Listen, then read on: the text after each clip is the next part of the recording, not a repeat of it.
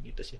Jadi tidak semuanya dipandang buruk. Iya, gitu. makanya tadi jebakannya kan itu. Ketika sudah down, pasti mengembalikannya ke diri yang jelek nih. Tapi kita lupa dalam diri kita tuh punya diri yang positif. Baik juga. Nah, makanya memberi makan pada yang mana tadi, pilihannya ada di kamu.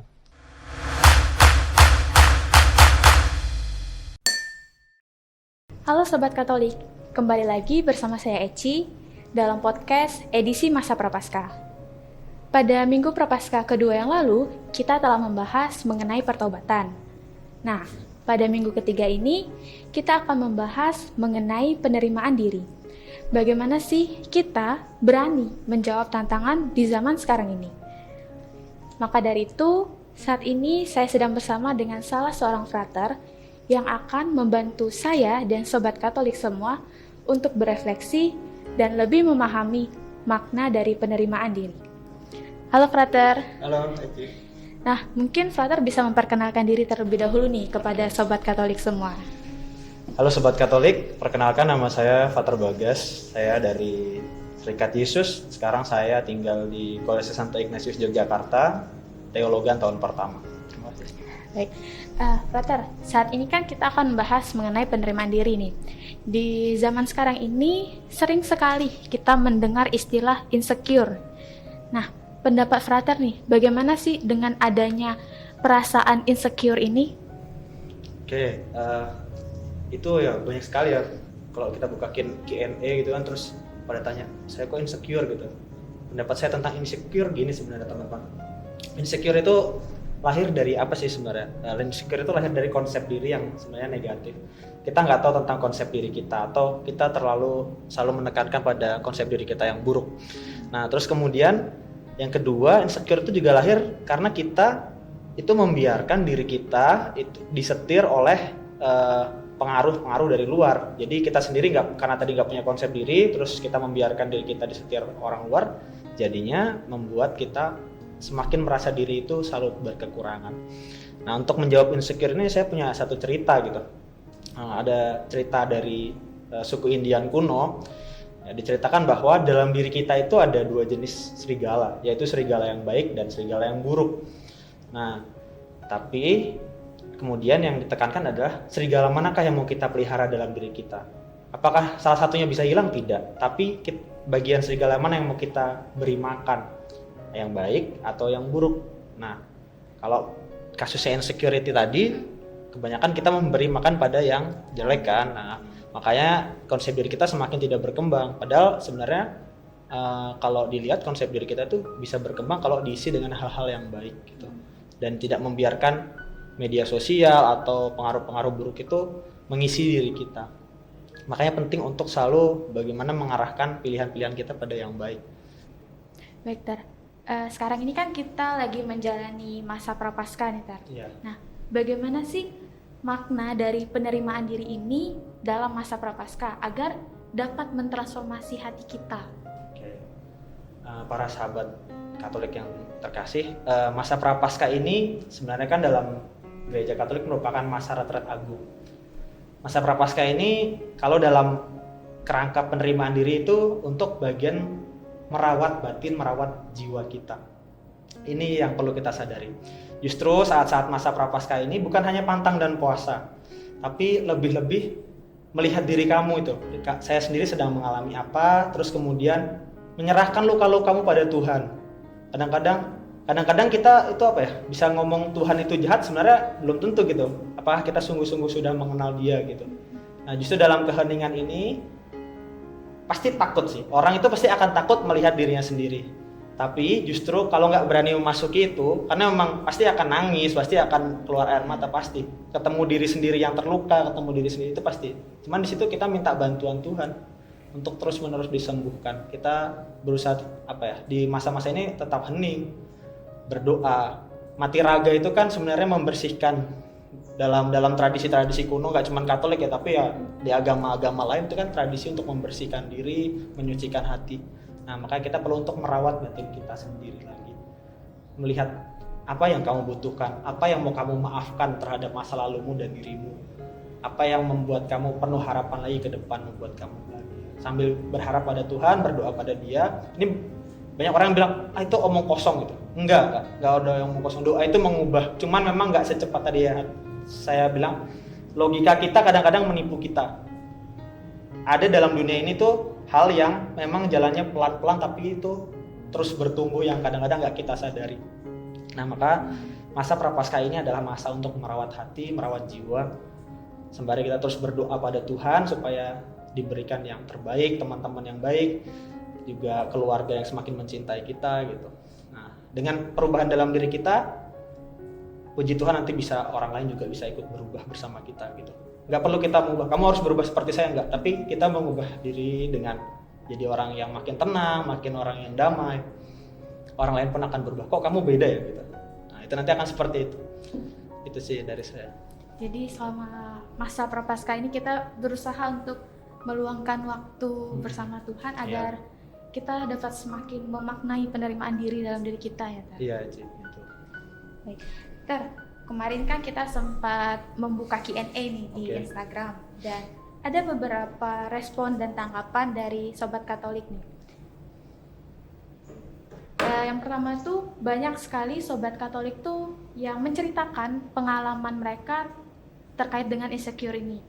Ada yang merasa insecure karena teman setingkatnya udah pada lulus, ada yang merasa insecure karena dia merasa kurang pandai.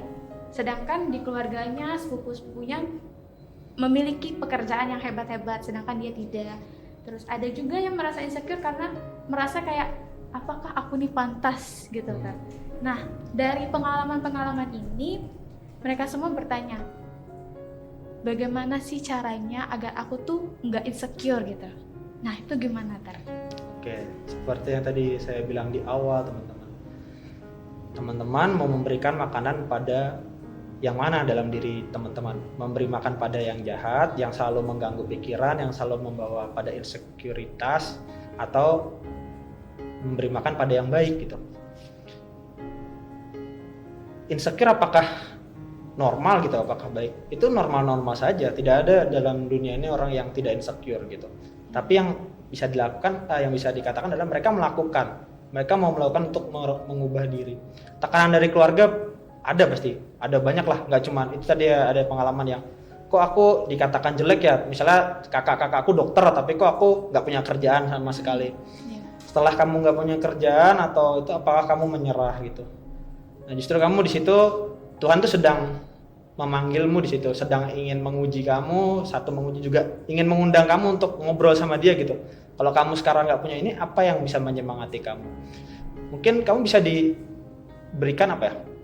Pekerjaan-pekerjaan yang lain gitu. Maksudnya kamu bisa diajak untuk, oh iya ternyata aku punya teman baik yang ini ya, kenapa aku nggak coba hubungi gitu. Membangun relasi-relasi yang lain sehingga kamu bisa mendapatkan yang lain. Soal pekerjaanmu itu nggak sebagus yang lain, kan hidupmu sama Tuhan itu kan unik ya. Tuhan memberi hidup kamu tuh masing-masing ya, si orang ini itu kan unik. Nah, justru kamu harus mensyukuri gitu. Kalau yang lain-lain ya itu seperti sama. Misalnya dalam pembelajaran, kok aku teman-temanku sudah pada lulus. Coba dilihat lagi. Selama ini apa yang membuat kamu tersendat gitu? Apakah kamu malas belajar, kurang membagi waktu dengan baik, kurang fokus, sehingga membuat kamu ketinggalan. Tapi ketika situ sudah terjadi, ketika teman-temanmu sudah pergi, justru itu harus menjadi motivasi kan. Memang itu nggak mudah ya. Sekali lagi itu nggak mudah ya. Ketika teman-teman sudah itu, kita akan merasa down pasti awalnya. Tapi apakah itu bisa memotivasi gitu? Teman-temanku udah ini nih, harusnya menjadi penyemangat gitu. Itu sih. Tadi melihat ya, kalau kamu melihat sisi burukmu terus kamu memberi makan pada si yang jahat dalam dirimu, kamu akan makin down gitu. Aku udah terlambat, nggak usah lah gitu. Nah, tapi justru aku sudah terlambat, aku mau memperbaiki hidupku, aku mau mengejar. Dan juga dibantu dengan doa dan usaha. Pasti itu membuahkan hasil. Paling enggak kamu bisa bangga pada dirimu. Aku paling enggak punya perjuangan di sini gitu. Gitu sih. Jadi tidak semuanya dipandang buruk. Iya, makanya tadi jebakannya kan itu. Ketika sudah down, pasti mengembalikannya ke diri yang jelek nih. Tapi kita lupa dalam diri kita tuh punya diri yang positif. Nah, makanya memberi makan pada yang mana tadi, pilihannya ada di kamu. Gitu teman-teman sahabat Katolik. Nah, terakhir nih dari Maria_Ocha. Kenapa orang suka melihat dan membandingkan dirinya dengan orang lain? Oke. Ya, kalau kata orang itu kan rumput tetangga selalu lebih hijau ya teman-teman. Kenapa kita selalu melihat diri orang lain itu lebih hebat? Ya karena kita jarang melihat apa yang baik dalam diri kita. Pater punya pengalaman dalam salah satu sesi pelatihan soal penerimaan diri juga. Si mentor ini memberikan tugas. Saya berikan tugas pada kamu untuk melihat apa yang baik dalam dirimu sebanyak-banyaknya. Saya sendiri kesulitan. Dia bilang di situ bahwa justru disitulah kamu kejatuhanmu gitu. Kita seringkali lebih gampang melihat apa yang jelek pada diri kita, apa yang buruk pada diri kita. Banyak itu poinnya. Saya berdosa A, B, C, D. Nah, tapi yang baik jarang kita lihat. Nah, itu yang membuat kita punya self esteem yang rendah, penerimaan diri yang rendah. Ketika melihat orang lain lebih berhasil, jadi membanding-bandingkan, iri hati muncul. Jadi dosanya bertumpuk-tumpuk lah itu. Iri hati muncul, terus kemudian jadi gengsi, jadi macam-macam. Nah, justru karena kita tidak mau melihat secara detail diri kita yang baik dari kita. Kalau ada yang baik dari kita ya kembangkan. Misalnya kamu orang yang murah senyum, ya tersenyumlah. Atau kamu orang yang gampang memberi, itu yang dikembangkan itu. Perlu diketahui teman-teman, jebakan di media sosial itu apa yang para selebgram ya contohnya. Memang nggak semua, tapi kebanyakan belum tentu apa yang cantik itu, apa yang ganteng atau yang menarik di sana itu persis dengan kehidupan sehari-hari. Makanya kamu jangan sangat insecure gitu. Ya itu, tapi pertama-tama melihat dirimu, apa yang positif dari kamu dan kembangkanlah itu. Nah, makanya nanti setelah kamu kembangkan akan muncul yang namanya percaya diri. Setelah percaya diri muncul, maka value dalam dirimu, nilai dalam dirimu akan naik.